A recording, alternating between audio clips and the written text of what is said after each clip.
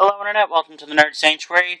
This is Yami, and today we're looking at the Magus, or Magus, subclan from the Oracle think tanks. I'm just going to call it Magus because Lozenge Magus, used by Misaki Tokura on Cardfight Vanguard, and she said Magus instead of Magus, and names aren't really my strong suit with these cards, if you've seen any of my other videos, but moving on. Your heel trigger and your starting Vanguard, too, at least in this build, is Lozenge Magus, which, standard Forerunner right here, before they called it Forerunner. But it has the ability that when it boosts, the boosted unit gets plus 3,000, and then at the end phase of that turn, this unit gets returned to the deck and shuffled in, which I guess is a pretty good bonus since it only has 3,000 base. Moving on, 4 of the critical trigger Paisley Magus. And once units placed on rearguard, if you have a Vanguard with Magus in its name, load the top card of your deck, and you can put that on the top or bottom. I believe there was a Ballast card with that move. I don't remember its name, though. And then 4 draw triggers. There are no Magus draw triggers, so choose whatever you want. Same goes with the stand triggers. None of those in the Magus too, so choose what you want. Fortunately, though, there are perfect cards in the Magus. The Tetra Magus. Need 4 of those, and everyone knows what the perfect cards do, so I'm not going to bother explaining that. Then we have Circlemates. When it's placed on Vanguard or Rearguard, as long as your Vanguard is Oracle Think Tank, with the top card of your deck, and put that card right back on the top. A lot of these Magus cards, they have you load the top card of your deck, or confirm the top card of your deck, but you do not get to draw it unless the card specifically says so. Our next card, Crescent Magus.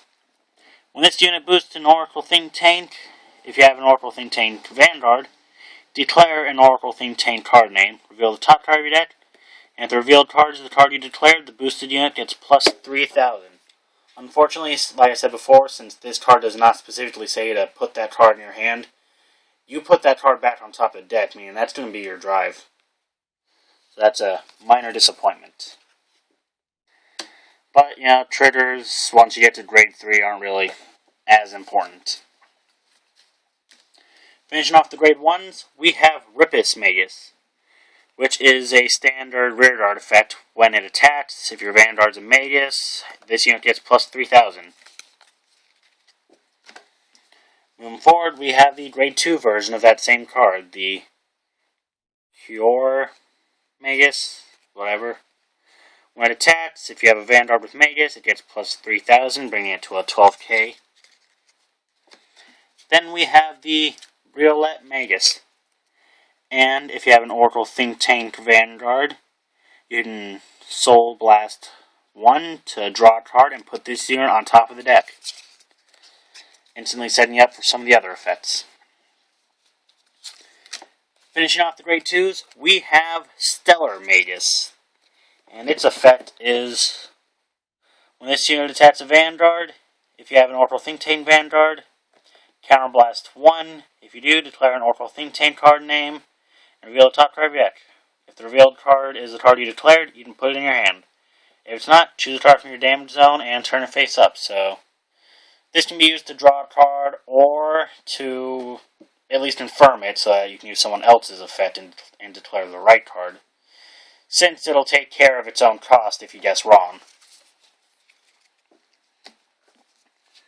Moving on to the grade 3s, we have 4 of the Hexagonal Magus. It is a break ride unit that when an Oracle Think Tank rides it, load 3 cards from the top of your deck, search for 1, put it in your hand, put the rest on the top of your deck at any order, meaning you are going to know what your twin drive is going to be. And the unit that rode on top of it gets plus 10,000. It also has a continuous effect for when it's a Vanguard, and if the number of cards in your hand is 4 or more, this unit gets plus 2,000 power.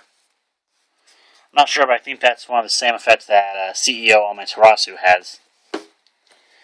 Next, we have 4 of the Pentagonal Magus. And its limit break skill. When this unit attacks a Vanguard, declare an Oracle Think Tank card name, reveal the top card of your deck. If the revealed card is the card you declared, this unit gets plus 5,000 and a critical until the end of the turn. Again, it does not say to add this card to your hand, so that card is still going to be your twin drive. Or at least one of the cards in your twin drive. An alternate style, if you want to have a chance of getting something in the twin drive, is to use Floral Magus instead, because this one requires a Counterblast, but you declare a card name, reveal the top card of your deck. If the revealed card is the card you declared, put it in your hand, and this unit gets plus 5,000, but it does not gain the critical. Pentagonal is more of an offensive card with a similar effect. But Pentagonal also has an activated skill that is Counterblast 2 Magus cards, and it'll get plus 5,000 until the end of the turn. So Pentagonal is a very highly offensive card. We have 4 or 8 grade 3s in the deck because we have an open spot from where our starter would be, since we're using Lozenge Magus as our forerunner. That's it for the deck. Like I said, if you don't want Pentagonal, if you want to put that card that you have to reveal into your hand, switch out with 4 copies of Floral Magus. And yeah, that's all I got for this. If you like to see, like, comment, subscribe. All the cool kids are doing it, so you might as well do it too. If it's something you want to see, leave a comment or a message, and I will try my best to answer it or get to it. If you want to call me a loser who has no life, I'll do that too. I enjoy it. There's no such thing as bad publicity, as they say. Any comment is welcome, whether it's positive, negative, or sort of eh. This has been Yami from the Nerd Sanctuary, and I will see you guys later.